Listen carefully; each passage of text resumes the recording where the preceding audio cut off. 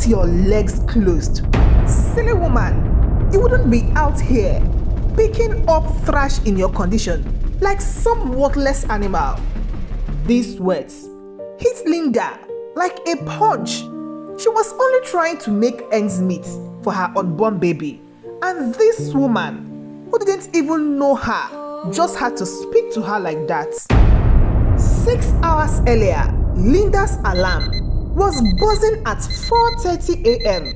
She rolled over in her narrow bed. Her pregnant belly made every movement very difficult. The radiator was making noise, barely keeping the cold away. She looked at herself in the cracked bathroom mirror, a young woman who looked older than her age. She was just 24 years old, with dark circles under her eyes that told a story. Sleepless nights worrying about hospital bills, baby supplies, an uncertain future.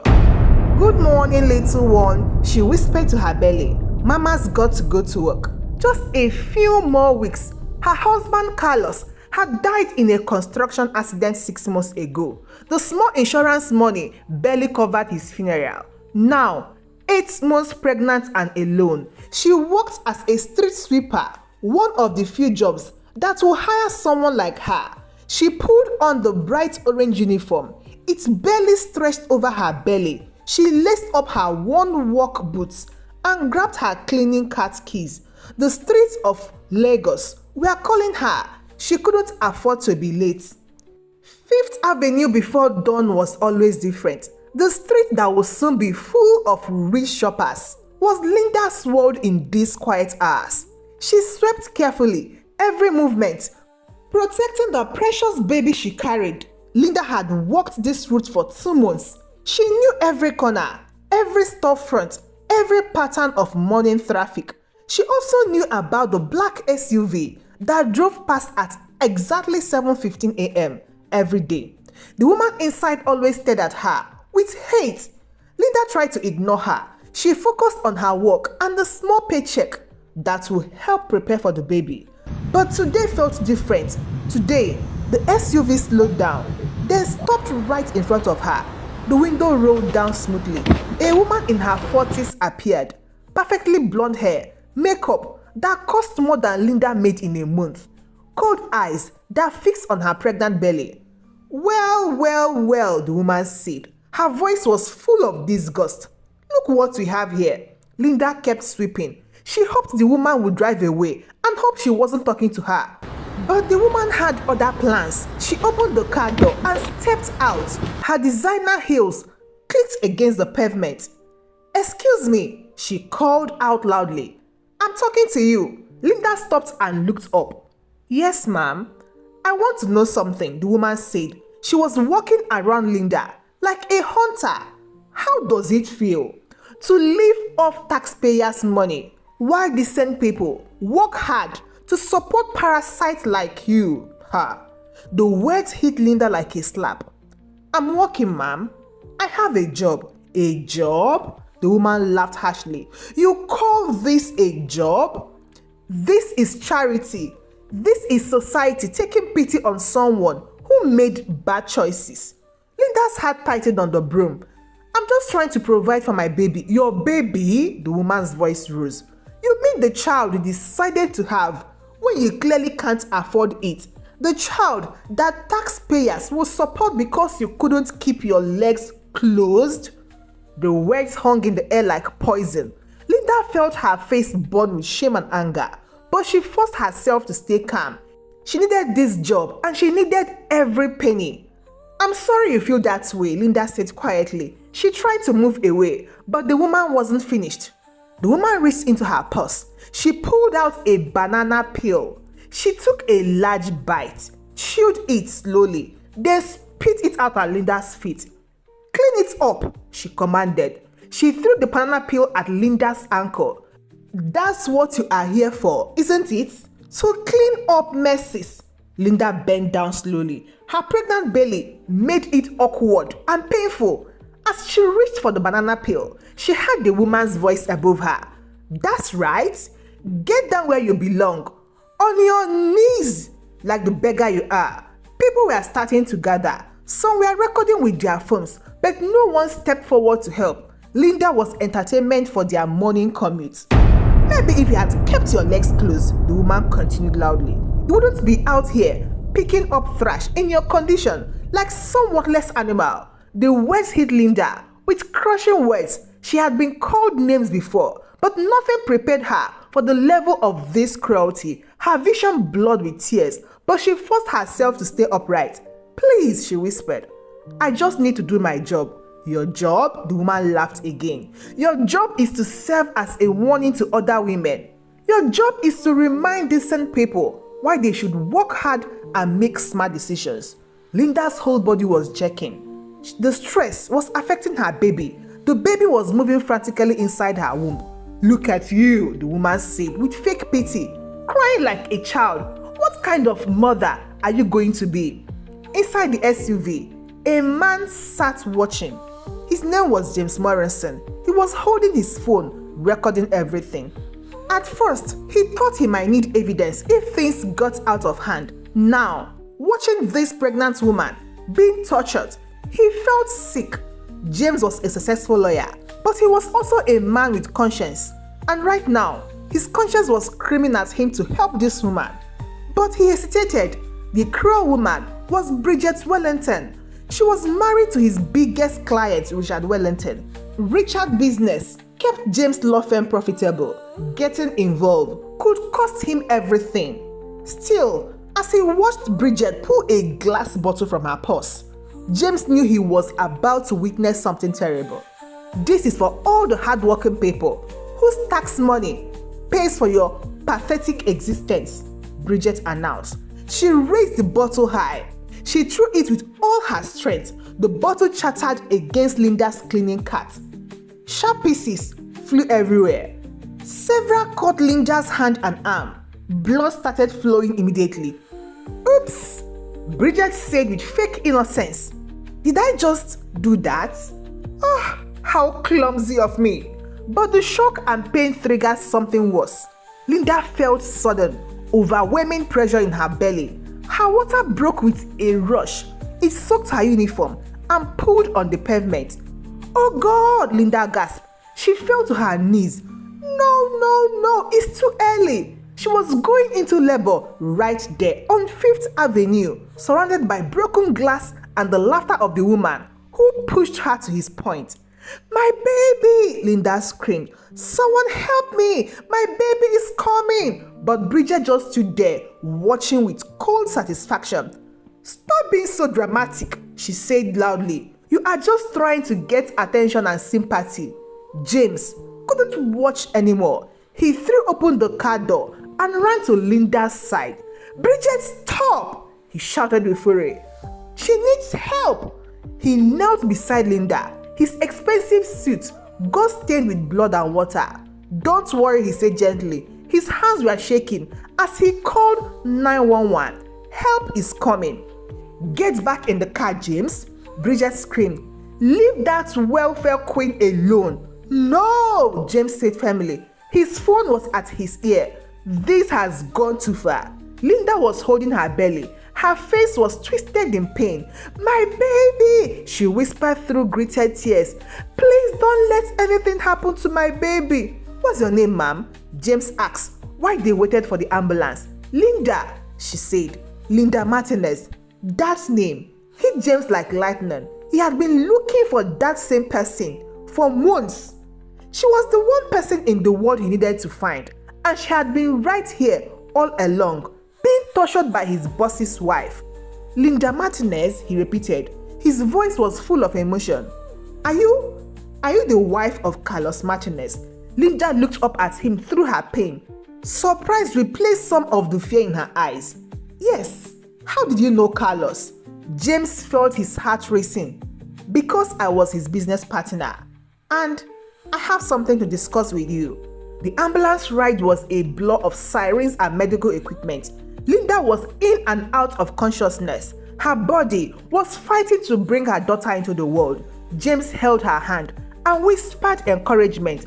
Everything is going to be okay. He kept saying, you are stronger than you know. Linda, your baby is going to be fine. At the hospital, doctors rushed Linda into the delivery room. James waited outside with his briefcase. 2 hours later, a nurse came out smiling. "It's a girl," she announced. 7 pounds 2 ounces. Both mother and baby are healthy. James felt tears in his eyes. "Can I see her?" "She's asking for you," the nurse said. "She wants to thank the man who saved her life." Linda was in the hospital bed, holding her daughter. The baby was small but perfect, dark hair, and her father's strong chin. Despite everything, Linda was glowing with joy. "Her name is Sophia," Linda said softly when James entered. "It means wisdom. I want her to be wiser than I was." James sat beside the bed. His briefcase was on his lap. "Linda, I need to tell you something. Something about Carlos." Linda's expression grew sad. He was a good man. He worked so hard, but we never had much money. I wish you could have seen his daughter. He would have been so proud of you," James said. "But Linda, there is something Carlos never told you. Something he made me promise to keep secret until after he was gone." Linda looked puzzled. "What kind of secret?" James opened his briefcase. He pulled out a photo and document. Carlos wasn't just a construction worker. He owned one of the largest construction companies in the city. Linda shook her head. "That's impossible. We lived in a tiny apartment. We shopped at thrift stores. We could barely afford grocery." "Carlos chose to live that way," James explained gently. "He wanted to protect you from the business world. He wanted you to have a normal life, happy life, while he built an empire for your future." He showed her photos of Carlos in expensive suits, standing in front of skyscrapers and construction sites.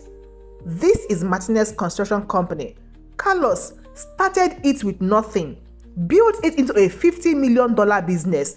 Linda stared at the photo. Tears were streaming down her face. "I don't understand."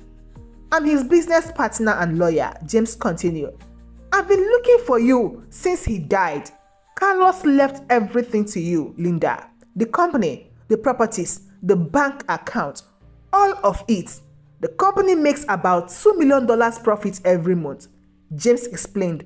"You own office buildings, apartment complexes, construction equipment all over the city. You are one of the wealthiest women in Lagos." Linda looked down at baby Sophia. She was sleeping peacefully. "All this time? I thought we were poor. I thought Carlos was just a regular worker." "He was a regular worker," James said. "He just happened to be brilliant at business, but he never forgot where he came from. He never wanted money to change who you are." Linda's mind was spinning.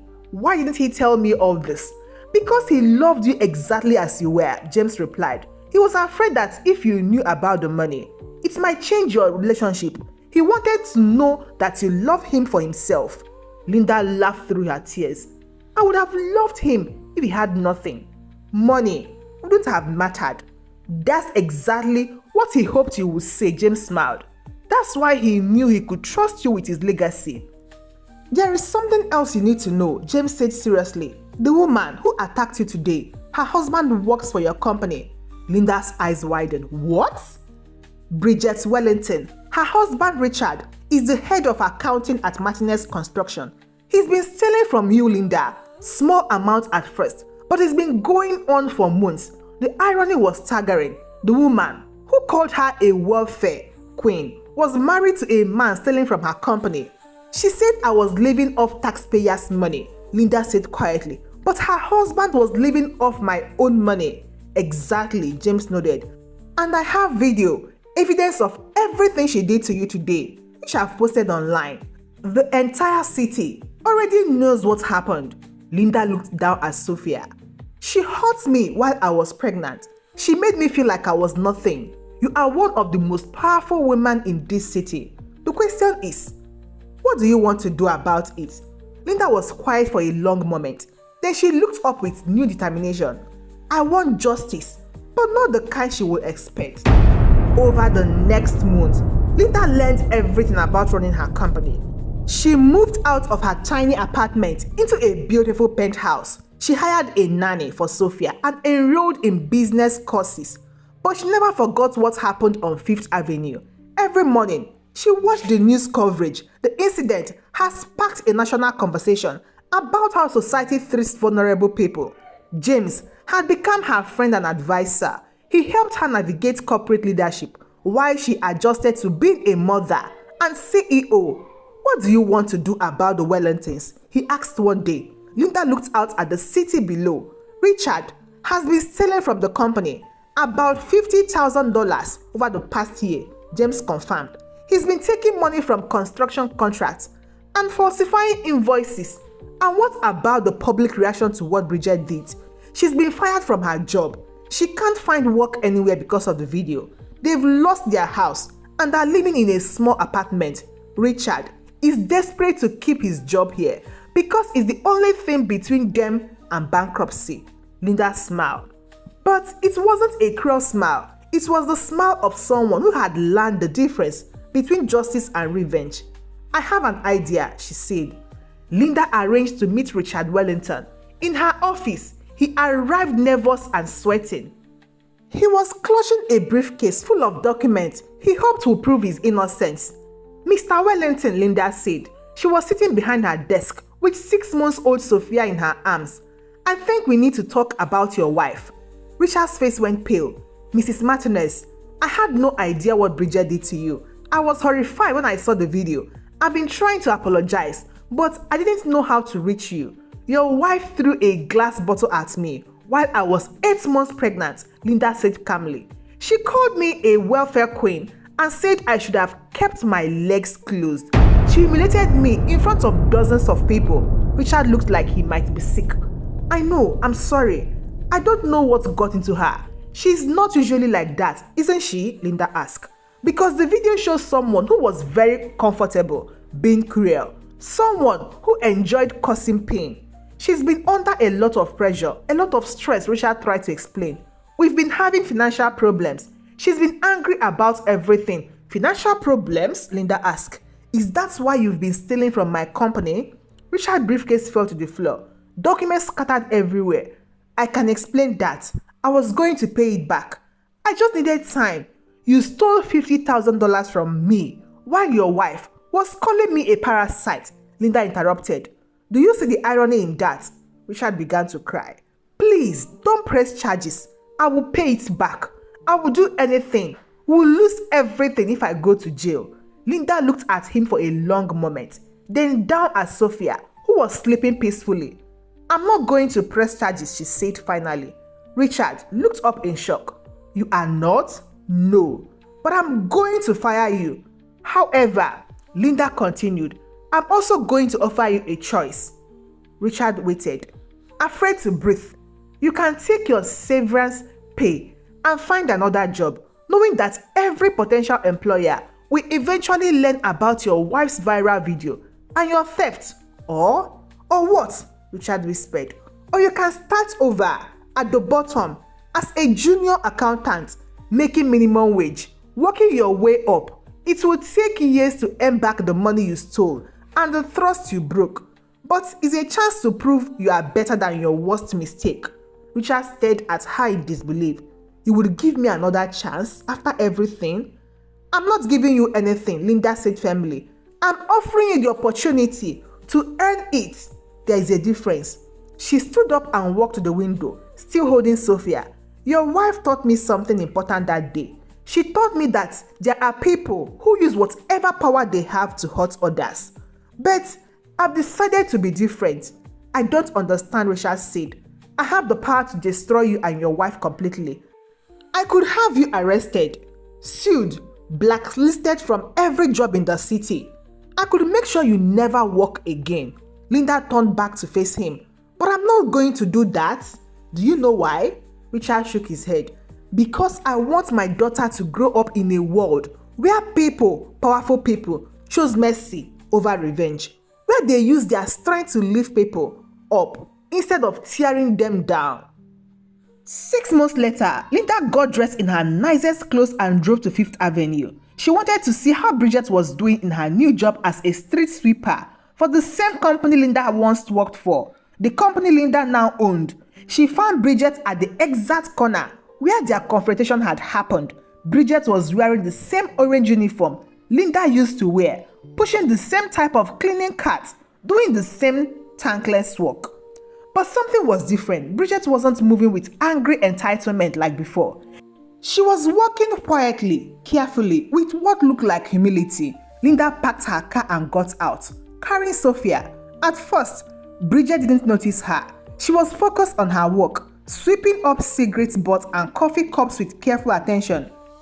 "Excuse me," Linda said softly. Bridget looked up. Her face went through many emotions: recognition, shame, fear, and finally something that looked like relief. "Is you?" Bridget whispered. "Hello, Bridget," Linda said. "How are you?" Bridget's eyes filled with tears. "I'm so sorry for what I did to you. I think about it every day. I hate myself for what I said, for how I treated you." "Do you?" Linda asked, studying her face. "Or do you hate that you got caught?" Bridget shook her head firmly. "No. I hate that I was capable of being so cruel. I hate that I looked at a pregnant woman who was working hard and saw her as a less than human. I hate that I became the kind of person who would hurt someone who couldn't fight back." "I've been seeing a therapist," Bridget continued. Tears were flowing down freely now, trying to understand why I did what I did, why I was so angry, so full of hate. Linda listened, holding Sophia close. "I was angry about my own life," Bridget said. "Richard and I, we are having problem, money problem, marriage problem. I felt powerless and out of control. When I saw you, I saw someone I thought was beneath me, someone I could take my anger out on without consequences." "But there was consequences," Linda pointed out. "Yes," Bridget nodded, "and I deserve every one of them.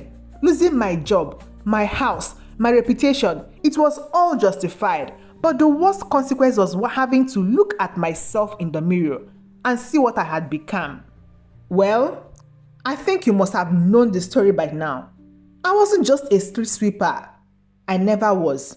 "What do you mean?" "My husband, Carlos, owned Martinez Construction Company. When he died, he left everything to me. I was already rich, Bridget. I was already powerful. I was working that job because I didn't know about the inheritance yet." Bridget's legs gave out. She sat down hard on the curb, staring up at Linda in shock. "You were my husband's boss," Linda continued. "The money Richard brought home, the house you lived in, the car you drove, it all came from my company. While you were calling me a welfare queen, you were actually living off my money." "Oh my God," Bridget whispered. "I had no idea. You thought I was powerless," Linda finished. "You thought I was someone you could hurt without consequences because I couldn't fight back. But the truth is, I could have destroyed you and your husband with a single phone call." Bridget was crying again.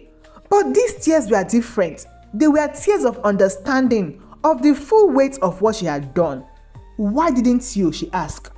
"Why didn't you ruin us when you had the chance?" Linda looked down at Sophia, who was awake now and looking around with curious eyes. "Because I realized something important," Linda said.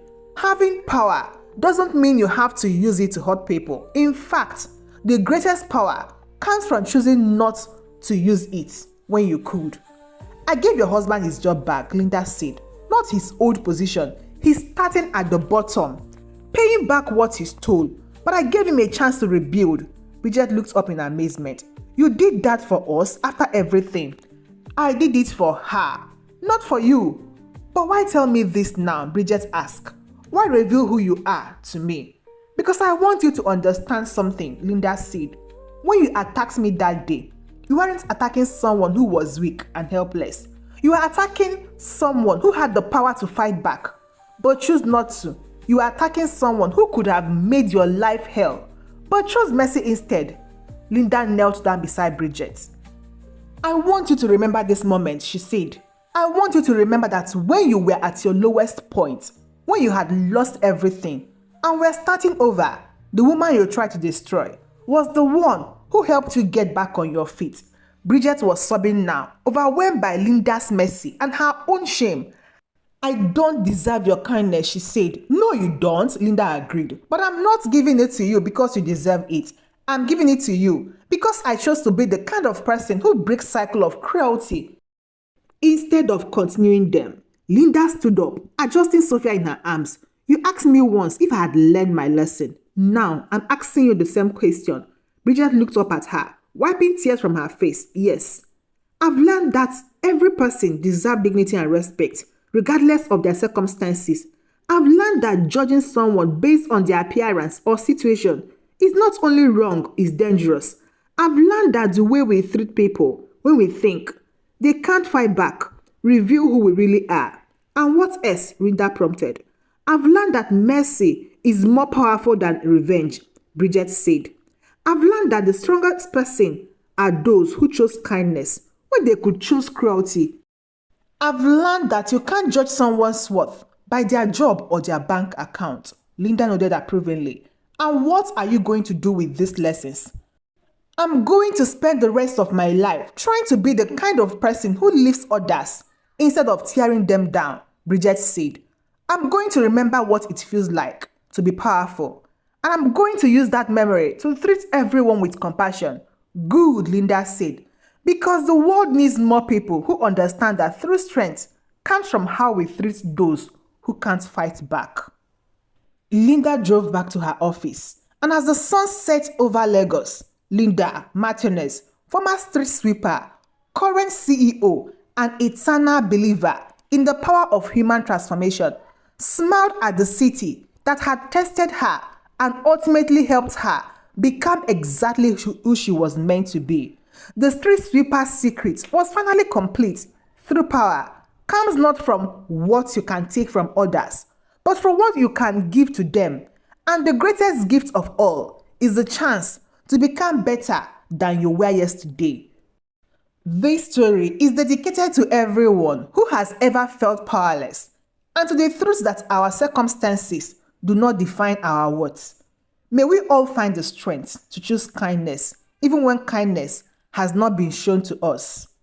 Thank you so much for watching, and please don't forget to share this story with your family and your friends who might love to see them. Till I see you again in my next story. Goodbye.